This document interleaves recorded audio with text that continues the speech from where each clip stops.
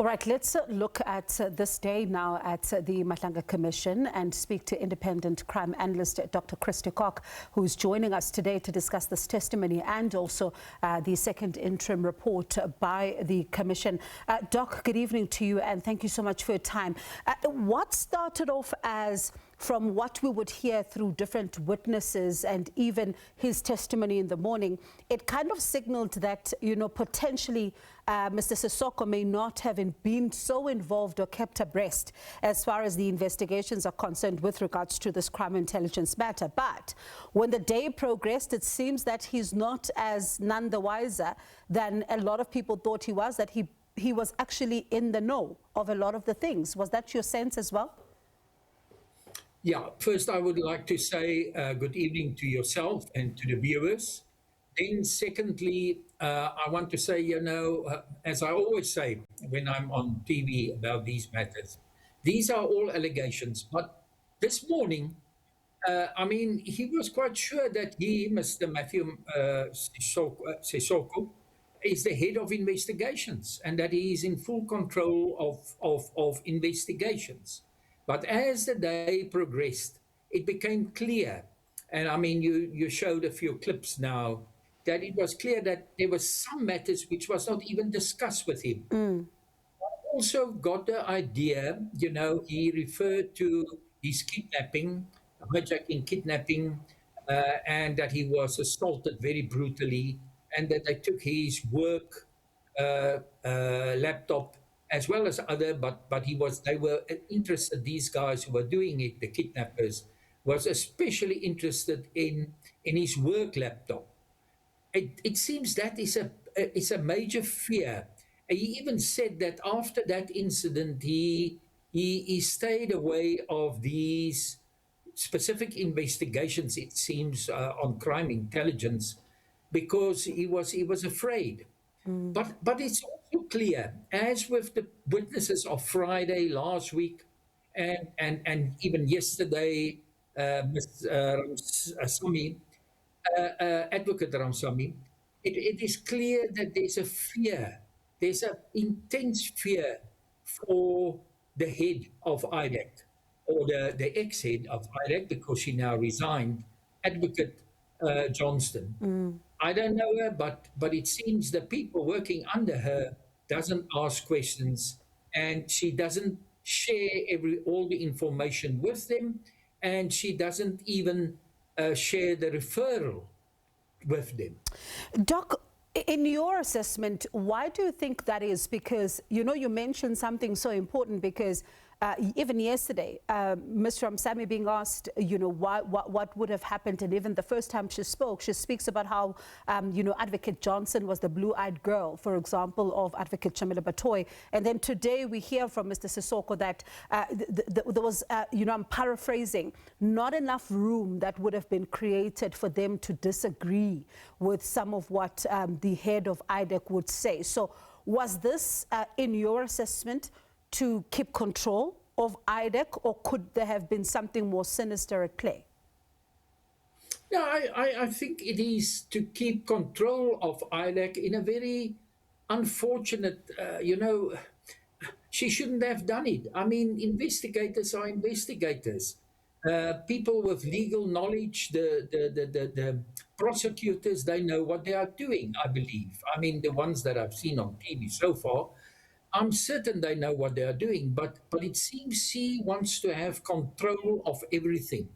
And then maybe a little bit sinister, this cases against General Kumalu, Lieutenant General Kumalu, Lakala Kala, and all the others, the job management of intelligence, there's something very fishy in this, to tell you the truth. The moment they were arrested, I actually started to ask questions, because one of it is about the appointment of Dinu, what is the name? Makwele. I mean, that specific case doesn't belong to IDAC, according to me and many other people that I've spoken to. This is a matter of appointment. And in the end, it seems the Commission have proved very good to the public that this was a matter of appointment and that there was no corruption in it. So we can, there's a clear indication that she and other people in IDAC wanted to stop crime intelligence and to sabotage crime intelligence of investigating the political killing stars team and everything which can point to organized crime. Doc, you've done extensive work in this particular field, and when we listen to, the evidence that has come out and these allegations, and it's important to note these allegations still at the stage that, you would have seen what appears to be a fight within some key law enforcement agencies that are tasked with crime fighting efforts. Where does, the country begin, even post the commission, for example, to fix what is broken? Because today, if you listen to, for example, someone saying, we have history from IPED, and then now they're at IDAC, and then others are at the SAPS, and it seems that there could be, quite a lot going on, even, something that we may not even know in the public domain as yet. So where do they begin to try and fix all of what has gone wrong? Yeah. In the beginning, I still thought that it will be easy to fix. You identify the people who are corrupt. You then investigate them, and then the law will take its course. They will be charged. They will go to jail. And then we clean up the whole organization. But it seems every day something new. And it's not only the one organization, the SAPS, or crime intelligence within SAPS, but it is also IDAC, it's also IPID, it seems. So it seems the whole thing snowball. It's busy to snowball. Somebody, the other day, I had a discussion with an old colleague, and he said, maybe this commission should continue for at least the next 3 years, even if it may be a very expensive exercise, but let them continue and let them go very deep into the rot, get rid of the rot, and then rebuild the South African Police Service, IPID, the prosecuting authority, and IDAC. And make sure that there will not be corruption again. Because if there's corruption there, then organized crime will grow as it have grown over the past 10 years, basically. Sure. It really sounds like a mammoth task. And finally, then, we've now caught sight, of course, just through the president's statement, that is, of the second interim report. It's recommending that there should be follow-ups here as far as the action that needs to be taken is concerned. It says institution of disciplinary procedures and immediate investigation of criminal conduct, and if sufficient evidence be found to exist, the institution of criminal proceedings against, for example, Lieutenant General Shadrack Sibiya. It speaks about Brown Mokgotsi, Witness G, Sergeant Fanima Simula. Just your reaction to these developments. No, I'm very glad, and we know for a lot of months now that the commission have announced that they are not going to call back Lieutenant General Sibiya. They are finished with him, and this report to the president was already delivered in May.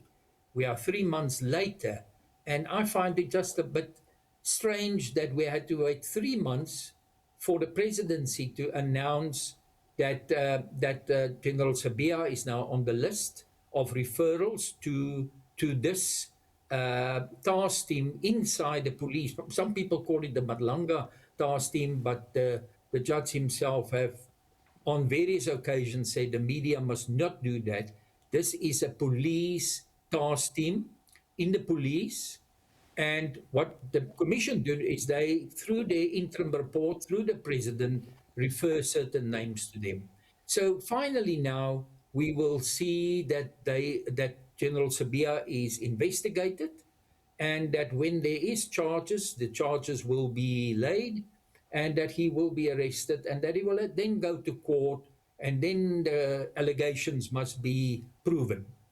I'm very glad also of the two people, witness G and Mr. Magotsi, which everybody at a certain time even thought that there are operators of crime intelligence, that this off-book in operation that they're busy with, where they even link General Mangwanazi's name to the CIA, that this nonsense will be investigated, and that by the Inspector General or another appropriate organ, and that they will face the law. And let's see what happens. Thank you, Doc. Appreciate your time as always. Dr. Chris De Kock is an independent crime analyst speaking to us about the developments in the Madlanga Commission, as well as the second interim report that has now been handed over to the presidency, and also the presidency making the information public as to what are some of the recommendations there.